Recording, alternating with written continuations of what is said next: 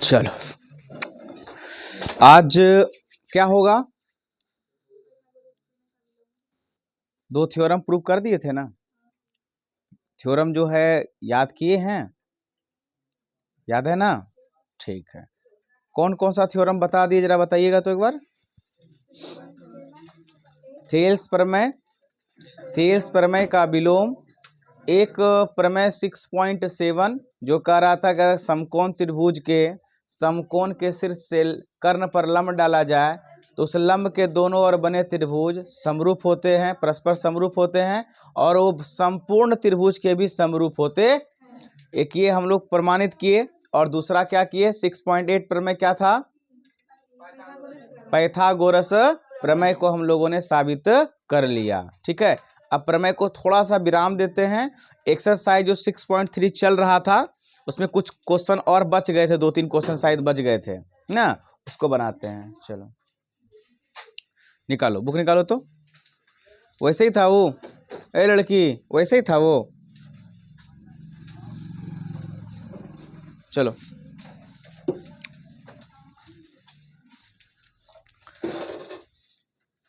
Question number कहाँ तक बेटा हो गया था, 13 हो गया था, है ना। चलिए तो 14 भी हो गया था, तब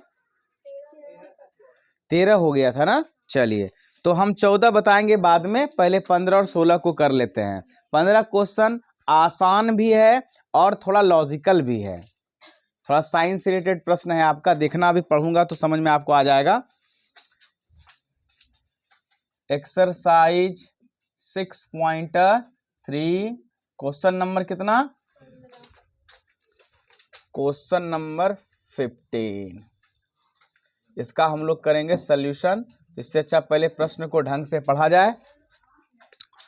क्वेश्चन कहता है कि लंबाई 6 मीटर वाले एक ऊर्ध्वाधर स्तंभ, ऊर्ध्वाधर स्तंभ 6 मीटर ऊंचे है ना, है कि लंबाई है, लंबाई 6 मीटर वाले एक ऊर्ध्वाधर स्तंभ की भूमि पर छाया की लंबाई 4 मीटर है, जबकि उसी समय एक मीनार की छाया की लंबाई 28 मीटर है, तो मीनार की ऊंचाई ज्ञात करें। देखो सवाल ने कहा कि एक स्तंभ है, एक स्तंभ यानी खंभा है, उस खंभे की ऊंचाई है जो भी है और उसकी जमीन पे जो छाया बनती है उसकी भी लंबाई दी गई है। ठीक है, और उसी समय, ये उसी समय लिखा हुआ है ना, आप लोग इसको हल्के में मत लेना, इस उसी समय का कुछ महत्व है। ठीक है, तो कहता है उसी समय एक मीनार है जिसकी छाया की लंबाई, पैर पीछे करो, छाया की लंबाई दी गई है, कहता है तब मीनार की ऊंचाई क्या होगी बताएं, है ना। ठीक है, देखो तुम चाहे मीनार बनाओ, ठीक है, मीनार मतलब भवन, बड़ा बड़ा भवन बनाओ, चाहे तुम स्तंभ गाड़ो, जमीन पर क्या करोगे, पृथ्वी पर ही ना, छाया कहाँ बनेगा, जमीन पर ही बनेगा, समतल पर ही बनेगा। तो पहले वो बनाते हैं। देखो मान लिया जाए कि भाई एक हमारा स्तंभ है, ऐसे करके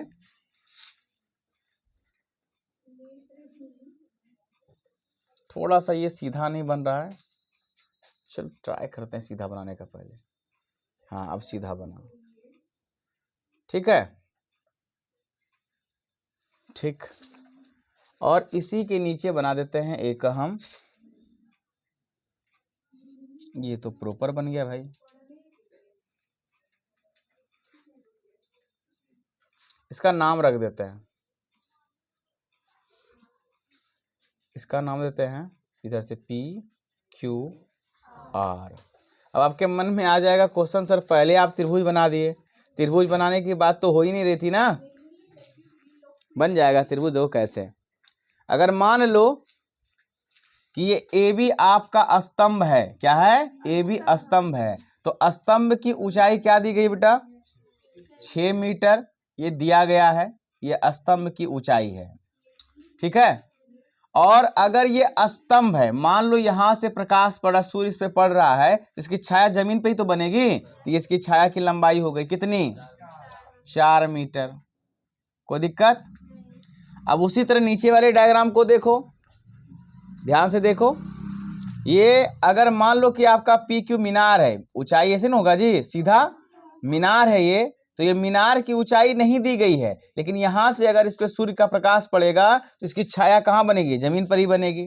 ठीक है, तो इसका लंबाई कितना दिया है, 28 मीटर दिया गया है। तो कहता है इस हाल में इस मीनार की ऊंचाई बतानी है आपको, क्या होगी। ठीक है, अब बताओ ये सवाल में मीनार का ऊंचाई आखिर कैसे ज्ञात हो। सोचो, पहले अपने आप में 2 मिनट वक्त दो और सोचो कि आखिर हम इस मीनार की ऊंचाई को कैसे फाइंड आउट कर सकते हैं। सोच पा रहे हैं आप लोग कुछ? चलो मैं आपको बताता हूं। ठीक है, अगर मान लिया जाए कि ये एक ट्रेंगल है और ये भी एक ट्रेंगल है, जो आपको दिख रहा है साफ साफ, ये ट्रेंगल है, ये भी ट्रेंगल है। अगर दोनों ट्रेंगल को आपस में हम समरूप दिखा दें, क्या दिखा दें, समरूप दिखा दें, तो जब दो त्रिभुज आपस में समरूप होते हैं तो क्या होते हैं, उनकी संगत भुजाएं समानुपाती होती है और संगत कोण। और अगर जिस चीज का हम काम करना चाहते हैं, जिस चीज को निकालना चाह रहे हैं, उसमें तो भुजा चाहिए, इसका मतलब भुजा समानुपाती होना चाहिए। तो भुजा समानुपाती तभी होगा जब त्रिभुज किससे समरूप हो, कोण से समरूप हो। किससे समरूप हो, कोण से समरूप हो। इनकी संगत भुजाएं क्या हो जाएंगी, समानुपाती। जैसे ही समानुपाती इनकी संगत भुजाएं हो जाएंगी, जैसे मान के देखो, हम ए बी बटे लिख दे पी क्यू बराबर लिख दें आर क्यू बटे लिख दे सी बी बराबर ए सी लिख दें बटे क्या लिख दें आर पी या पी आर बोल दो। ठीक है ना, तो संगत भुजा जैसे समानुपाती, ये 6 है, नीचे h हो जाएगा। ये कितना है, 4 है, ये कितना हो जाएगा, उल्टा लिख दिए क्या बेटा, उल्टा ही लिख दिए। ए बी बटे क्या बोल रहे हैं, पी क्यू बराबर बी सी बटे क्या बोलेंगे, क्यू आर, फिर ए सी बटे क्या बोलेंगे, पी आर। तो ए बी का वैल्यू कितना, 6, इसका वैल्यू h, इसका वैल्यू 4, इसकी वैल्यू 28। इन दोनों का तो वैल्यू ही नहीं दिया है, मुझे उसके वैल्यू से लेना देना भी नहीं है।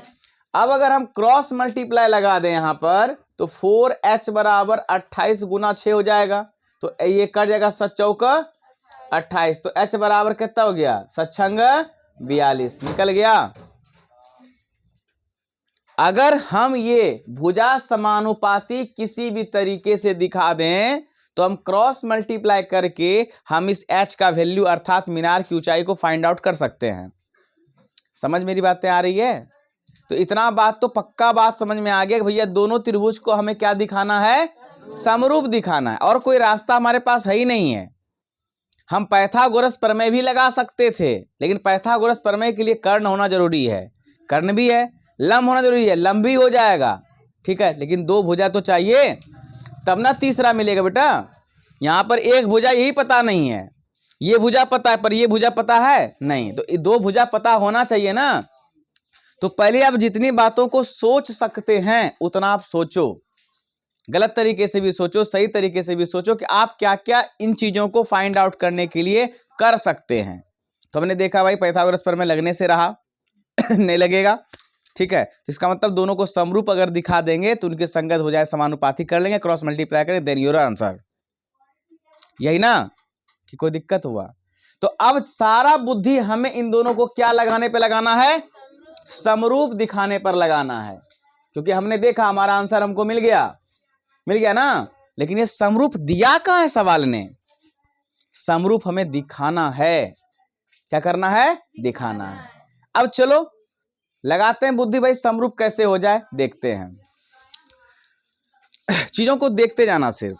जैसे मान लीजिए भूमि पर कोई भी चीज बनता है, किसी समतल पर कोई भी चीज बनता है, जैसे मान लीजिए बड़ा बड़ा मकान बनता है या कोई भी कार्य करते हैं, जैसे मान लो खंबाई खड़ा करना है हमको भूमि पर, तो भूमि पर खंबा हम लोग कैसे खड़ा करते हैं, लंबवत। क्या करते हैं बेटा, लंबवत करते हैं।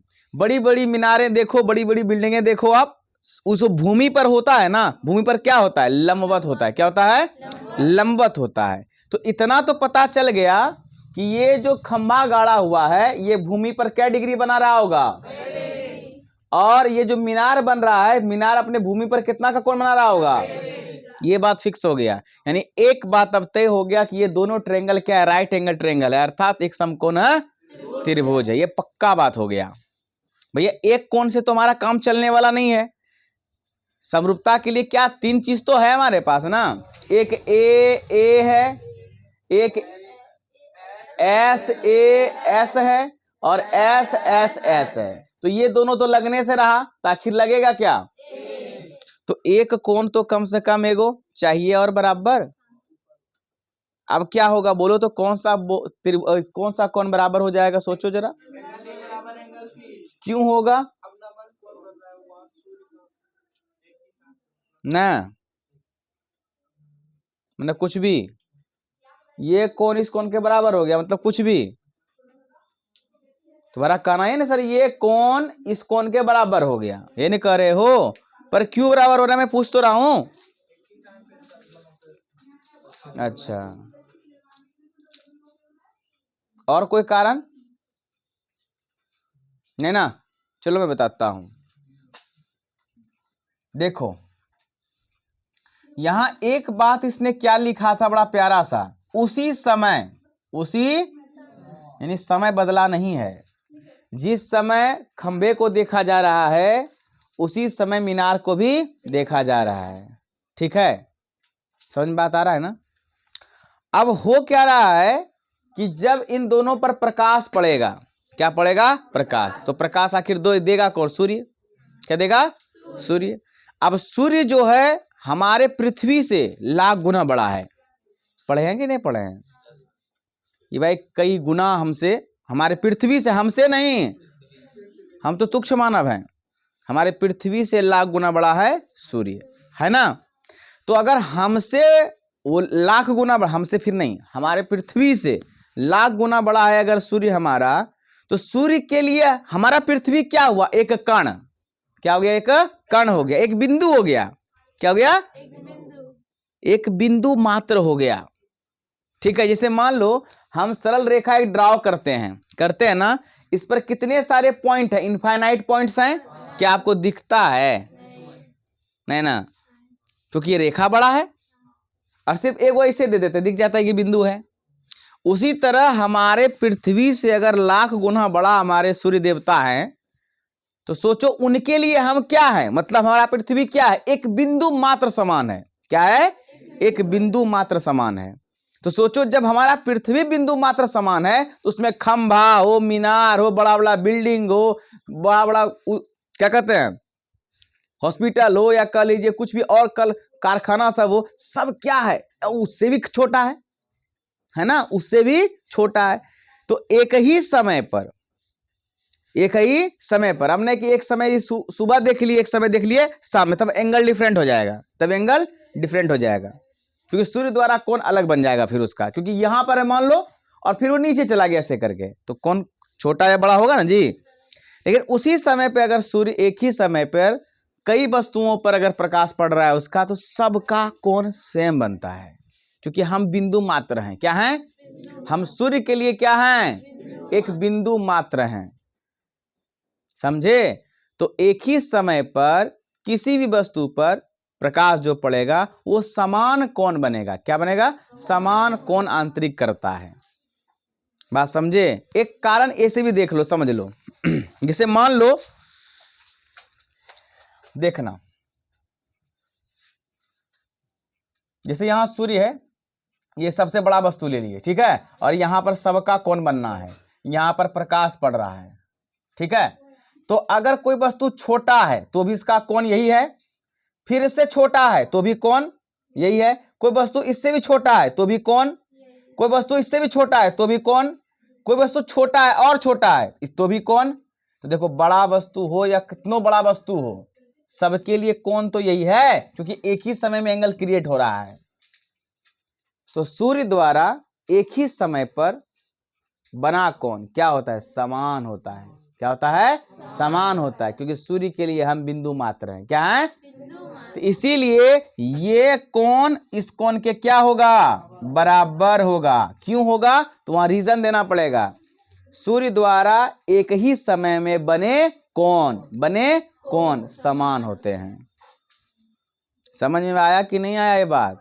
तो इस त्रिभुज में ये कोण, इस त्रिभुज में ये कोण, इस त्रिभुज का ये कोण, इस त्रिभुज का ये कोण आपस में क्या हो गया? तो यानी समरूप हो गया। तो इस त्रिभुज का दो कोण इस त्रिभुज के दो कोण के समान हो गया, तो ए समरूपता से क्या हो जाएगा? ये दोनों त्रिभुज समरूप हो जाएंगे। हो गया ना सारा निष्कर्ष? क्लियर हो गया? कहीं कोई दिक्कत बचा? अब थोड़ा बहुत आप लैंग्वेज लिखना चाहते हैं तो लिख डालिए, उसमें कोई दिक्कत वाली बातें नहीं है।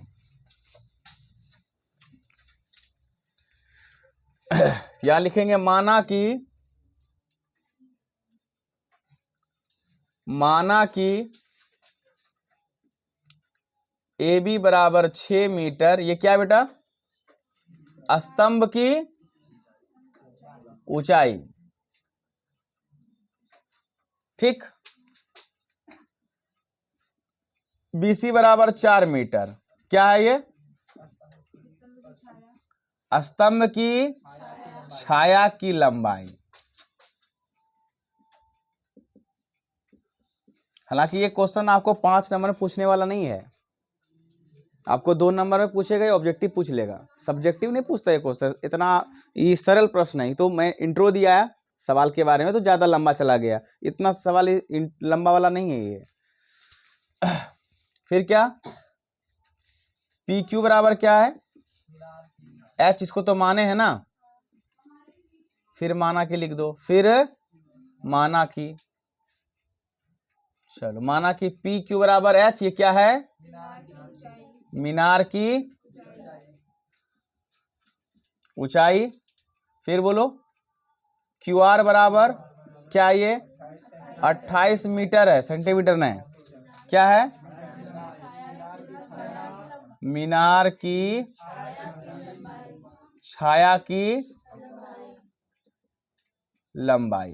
ठीक हो गया। अब लिखेंगे अब त्रिभुज ABC तथा त्रिभुज PQR में कोई दिक्कत है?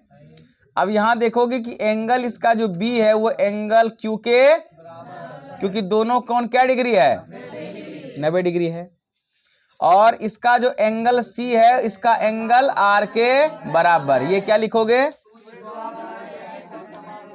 सूर्य द्वारा एक ही समय पर बने कोण ऐसे लिख सकते हैं आप।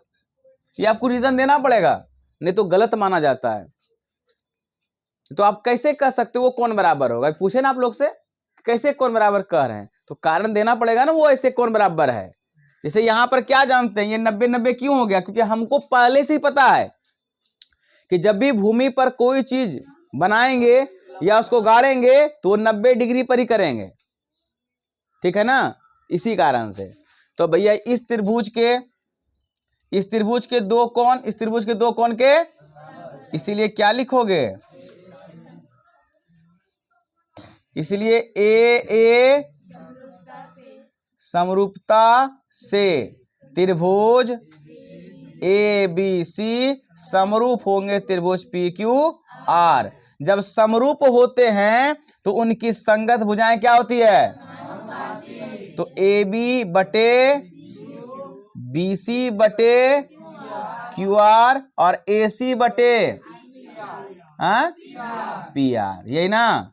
तो अब जिसका जरूरत है वही ले लेंगे। तो AB कितना? 6, इसका कितना? H, इसका 4, इसका क्या जरूरत है? नहीं लेंगे। क्रॉस मल्टीप्लाई कर दीजिए। 4H बराबर 6 गुना 28 कर दो, 7 चौक 28, काट नियम से कटा दो, तो H बराबर कितना हो गया?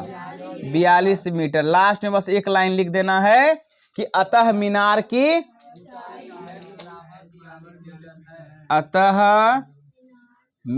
की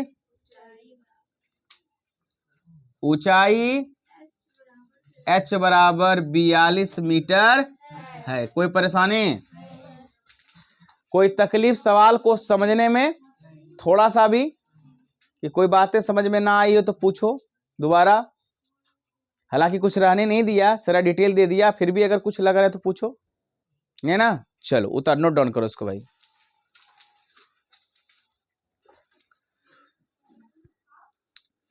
पाइथागोरस का विलोम हम लोग देखेंगे अभी, ठीक है।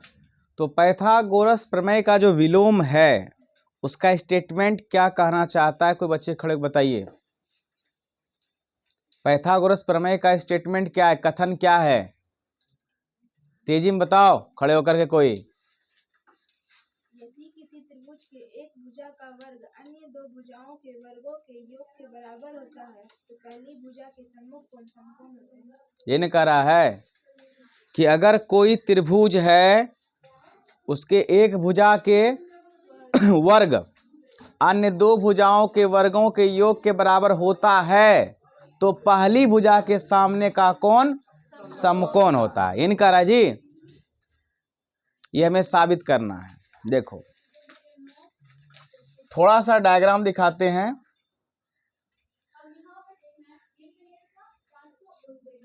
मान लो इसका नाम हम देते हैं ए, इसका नाम बी, इसका नाम सी। अब आपके मन में ख्याल होगा कि सर हमको तो समकोण प्रूव करना है कि ये कोण बी क्या होना चाहिए, तो आप पहले ही समकोण त्रिभुज क्यों बना दिए। हमने समकोण बनाया कहाँ है, हमने कहीं इंडिकेट किया कि ये कोण 90 डिग्री, तो फिर वो समकोण कैसे हो सकता है। ठीक है, तो हमने एक रेंडम कोई ट्रायंगल बना लिया जिसमें हमने कहा कि चलो भाई ए सी का वर्ग जो है वो अन्य दो भुजाओं के वर्गों के योग के बराबर दिया गया है। तो कहता है कि जो पहला भुजा आप लिए थे उसका जो सामने का कोण है, यानी यही सामने वाला कोण है ना बी, इसको क्या दिखाना है, समकोण 90 दिखाना है। 90 है नहीं, हमें दिखाना है। बात समझे कि नहीं समझे। ठीक है, तो क्या दिया है सवाल में, ये लिखते हैं पहले।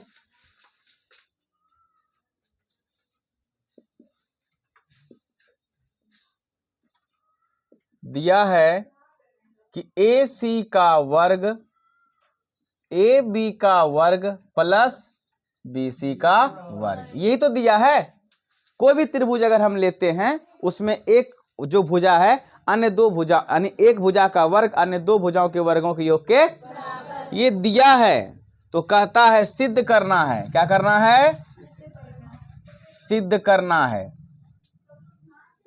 सिद्ध करना है कि पहला भुजा कौन था, AC, उसके सामने का कौन कौन है, एंगल B है। इसको क्या साबित करना है, ये 90 डिग्री होना चाहिए।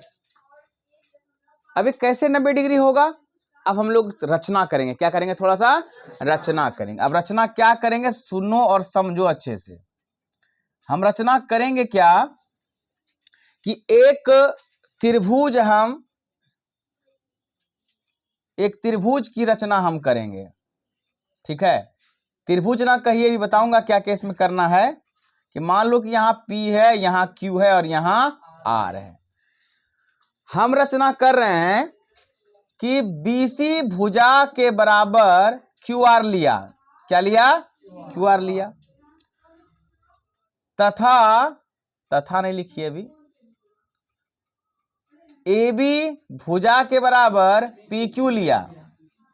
क्या लिया, PQ लिया। देखो हमने क्या कहा कि BC भुजा के बराबर हम क्या लेते हैं, QR, और AB भुजा के बराबर क्या लेते हैं, यानी ये भुजा इसके बराबर और ये भुजा इसके बराबर। ये हमने कर दिया। ठीक है, माना हमने, रचना किया है ना, तो हम अपने से माने उसको। ठीक है, अब क्या किया, तथा एंगल Q को 90 डिग्री ले लिया। क्या ले लिया, अब आपके मन में क्वेश्चन जरूर एराइज होगा कि सर ये जो एंगल है वो 90 ही आपने क्यों लिया। दो रेखाएं हैं, अगर दो रेखाओं की लंबाई हम किसी के लंबाई के समान ले लिए तो ये दो रेखा को तो किसी एंगल पे रख सकते हैं ना, 30 पे, 60 पे, 40 पर, 120 पर, जितना मन करे उतना पर, तो आप 90 ही क्यों लिए? आप 90 ही क्यों लिए? इसका एक कारण है बेटा कि हमें ये कोण क्या दिखाना है? समकोण दिखाना है, समझे? ये कोण नहीं दिखाना, दिखाना किसको है? इसको। लेकिन ये अगर 90 हो जाएगा तो हो सकता है ये भी 90 हो जाए, हो सकता है दोनों त्रिभुज में समरूपता का सिद्धांत लगा दें, कुछ भी हो सकता है। लेकिन जो हमें प्रूव नहीं करना है हम उसके बारे में क्यों सोचे? रख तो सकते हैं, दो रेखाओं का झुकाव किसी कोण पर निर्धारित कर सकते हैं, 30 पर, 15 पर, 30, 22.5 डिग्री पर, उससे कोई ना देना हमको। लेकिन हमें इसको दिखाना है 90, इसलिए हमने इसको माना है 90। ठीक है ना? अब कहोगे सर मानने से फायदा। अब आपके मन में एक और क्वेश्चन होना चाहिए कि सर ये दो भुजाओं को आपने 90 ले लिया, 90 कहते हैं, दोनों भुजाओं को क्या ले लिया? बराबर ले लिया। ये तीसरे को काहे नहीं तब बराबर लेते हैं? तीसरे को काहे बराबर नहीं ले रहे हैं?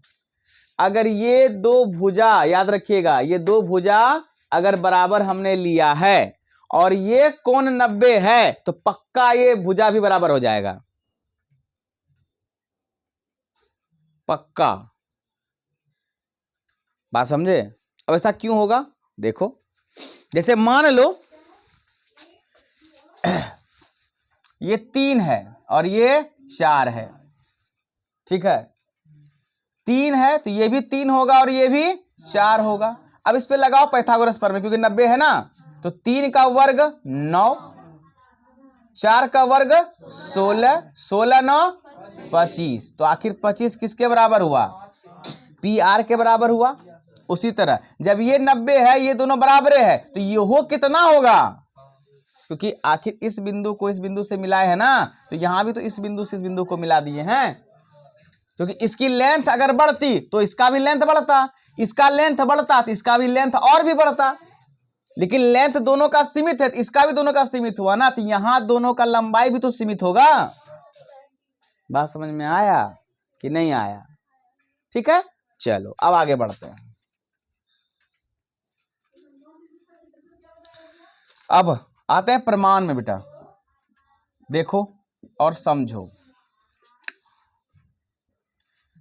अब देखो त्रिभुज पी क्यू आर में, पी क्यू आर में हम लिख सकते हैं कि पी आर का वर्ग पी क्यू के वर्ग प्लस क्यू आर के वर्ग के बराबर होगा। क्यों लिख सकते हैं? हाँ, पाइथागोरस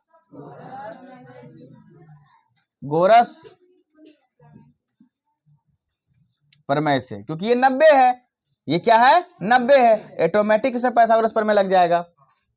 क्लियर है? अब देखो ध्यान से, पी आर स्क्वायर बराबर, अगर पी क्यू को हम ए बी लिखना चाहें तो लिख सकते हैं, क्योंकि पी क्यू किसके बराबर है? तो इसका भी वर्ग हो जाएगा। और क्यू आर को क्या लिख सकते हैं? बीसी, तो बीसी का भी तो वर्ग हो जाएगा। चलो बातें समझ रहे हो, लेकिन ये हमने लिखा कहां से है? आप लिख देना रचना से। किससे? हर बातों को बेटा इंडिकेट करना पड़ेगा, नहीं तो कहेगा आपने हुलक के लिखा है, चोरी करके आपने बनाया सवाल को। ठीक है ना? रीजन डाल दोगे ना तो फिर किसी का मजाल नहीं, नंबर काट ले। अब देखो ध्यान से, पी आर का वर्ग, ठीक है, अब ए बी का वर्ग प्लस बी सी का वर्ग, ए बी का वर्ग प्लस बी सी का वर्ग बराबर किसका वर्ग? क्या ऐसा लिख सकते हैं? अब ये कहां से लिखोगे? हाँ, कहोगे दिया है सर। क्या है? दिया है। कोई दिक्कत है? अगर दोनों तरफ वर्ग है तो इसका वर्ग हटाओगे तो क्या बनेगा? रूट, स्क्वायर रूट क्या हो जाएगा? खत्म। तो पी आर किसके बराबर हो गया? देखो हम यही तो बोल रहे थे उस समय भी कि अगर ये दो भुजाएं, ये भुजा इसके, ये भुजा इसके बराबर है तो ऑटोमेटिक ये भुजा इसके बराबर हो जाएगा। या कह लो कि पी आर किसके बराबर हो जाएगा? ए सी के। देखो तो यही तो हुआ ना? अरे बोल भाई। तो अब तुम क्या कह सकते हो? अब क्या कहोगे बोलो तो? इसे क्या तुम साबित करना चाह रहे थे? मैं आपको बताता हूं तुम क्या करना चाह रहे हो साबित। हमने क्या देखा कि इस त्रिभुज में या इस त्रिभुज का ये भुजा इसके बराबर, ये भुजा इसके बराबर, हमने रचना किया था, बराबर है। तो हमने पाया कि ये भुजा भी इसके बराबर हो गया। तो इस त्रिभुज की तीनों भुजाएं इस त्रिभुज की तीनों भुजाएं के बराबर हो गई। क्या हो गई? बराबर हो गई। बोलेगा क्या हो गया? बराबर हो गई। तो ये दोनों त्रिभुज आखिर क्या हो गए? सर्गवांसम हो गए। चपलाएंगे तुम लोग को अभी हम। समानुपाती बोलते तो तब ना कहते समरूप। ये हो गए बराबर भुजाएं। तो ये आकृति साकृति को पूर्णतः क्या करेगा? जब ये आकृति साकृति को पूर्णतः ढक देगा तो क्या कहोगे? सर्गवांसम। किससे कहोगे? एस एस एस से कहोगे ना कि ये भुजा इसके, ये भुजा इसके, ये भुजा। अगर ये दो त्रिभुज एस एस सर्वांग समता से सर्गवांसम हो गए तो उनके संगत कोण भी तो बराबर होंगे। तो हमको जरूरत किसका है? इस एंगल बी का। तो ये एंगल किसके बराबर होगा? क्यू को पहले से हम क्या मान बैठे हैं? तो ये भी क्या होगा? यही ना प्रमाणित करना था। हो गया, कहानी खत्म। समझ आया कि नहीं आया? सारी बातें हवा में तो नहीं गई ना? ठीक है, अब कैसे लिखेंगे कि चूंकि ए बी बराबर पी क्यू और बी सी बराबर, ऐसे नहीं लिखते, थोड़ा सा अच्छे से लिखते हैं कि त्रिभुज ए बी सी तथा त्रिभुज पी क्यू आर में ए बी बराबर बी सी बराबर क्यू आर तथा ए सी बराबर पी आर। ठीक है, इसको मान लो फर्स्ट। क्या मान लो? फर्स्ट। यहां लिख देना, ये कहां से आया? By first. पी आर यहां ना, ए सी बराबर। तुम ही लोग लिखवाते हो गलत, तो हम क्या करें? कोई दिक्कत? समझ में आ गया? तो इस त्रिभुज की तीनों भुजाएं इस त्रिभुज की तीनों भुजाओं के समान है, इसलिए एस एस एस सर्वांग समता से त्रिभुज ए बी सी सर्वांसम होंगे त्रिभुज पी क्यू आर। इसलिए एंगल क्यू बराबर एंगल बी, और एंगल क्यू कितना है? तो एंगल बी भी कितना होगा? प्रमाणित हुआ। PROVED proved. कहीं कोई दिक्कत? कितना आसान था। अब एक बार तुम शिद्दत से एकदम आराम से बनाना, अपने समझदारी से बनाना। ना समझ आए तो फिर देख लेना, उससे भी समझना है तो फिर एक बार पूछ लेना, कभी जीवन में नहीं भूलोगे। ठीक है, यही आपका पाइथागोरस प्रमेय का विलोम। ठीक है, आपके पास मात्र 5 मिनट है, तेजी में उतार लीजिए इसको। चलो।